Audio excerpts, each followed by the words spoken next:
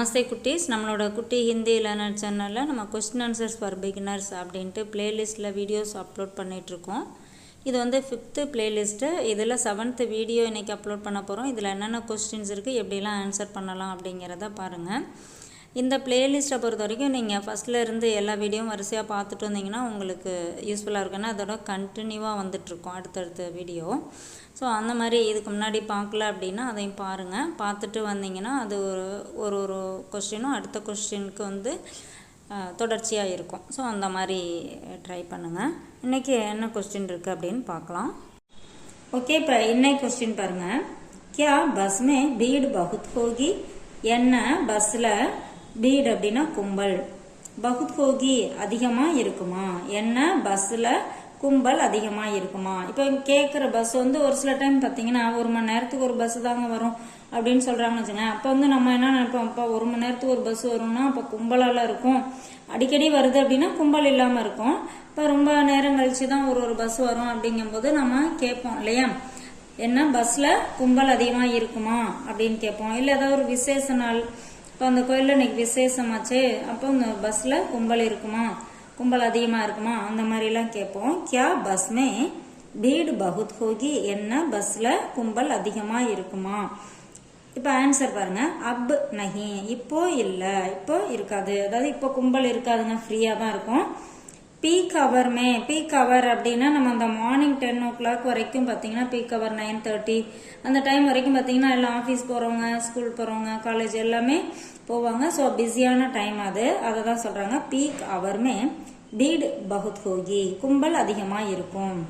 அப் நஹி peak ஹவர்மே beat பகுத் ஹோகி, இப்போ இல்லை, peak ஹவரில் கும்பல் அதிகமாக இருக்கும்.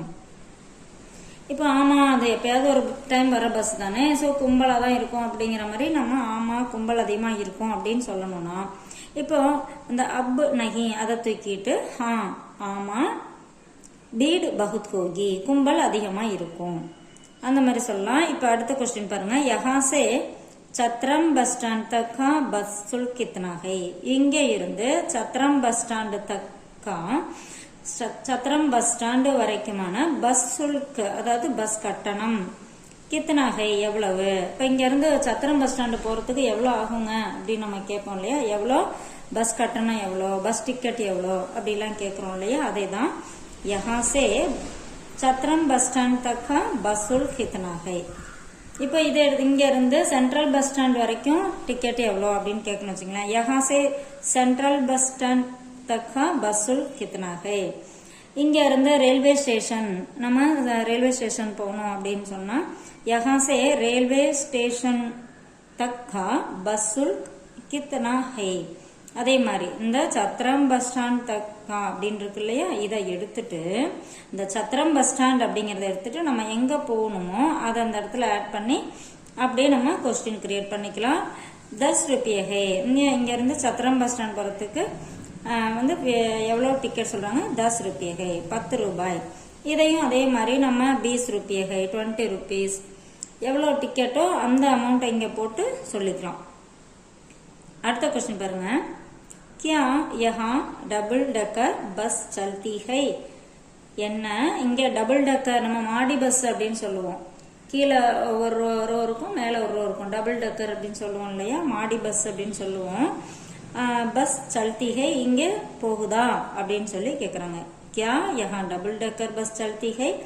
என்ன இங்கே டபுள் டக்கர் பஸ் போகுதா, மாடி பஸ் போகுதா, அந்த மாதிரியும் நம்ம வச்சுக்கலாம். மாடி பஸ் அப்படின்னா தெரியும். யஹா நஹி ஹை இங்கே இல்லை. இப்போ ஆமா இங்கே டபுள் டக்கர் பஸ் இருக்கு அப்படின்னு சொல்லணும்னா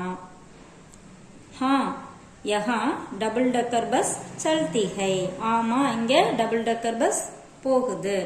அந்த மாதிரி கொஸ்டின் ஆன்சர் எல்லாமே நமக்கு எப்படி வேணுமோ அந்த மாதிரி கிரியேட் பண்ணி நம்ம சென்டென்ஸ் நம்ம நியூவாக கிரியேட் பண்ணி பேசி பார்த்தோம் அப்படின்னா லாங்குவேஜ் வந்து ஈஸியாக கற்றுக்கலாம். நம்ம திரும்பி திரும்பி பேசி ட்ரைனிங் எடுத்துக்கணும். அப்போ தான் நமக்கு வந்து அந்த வேர்ட்ஸ் எல்லாம் சரளமாக நமக்கு வரும். தேங்க்யூ.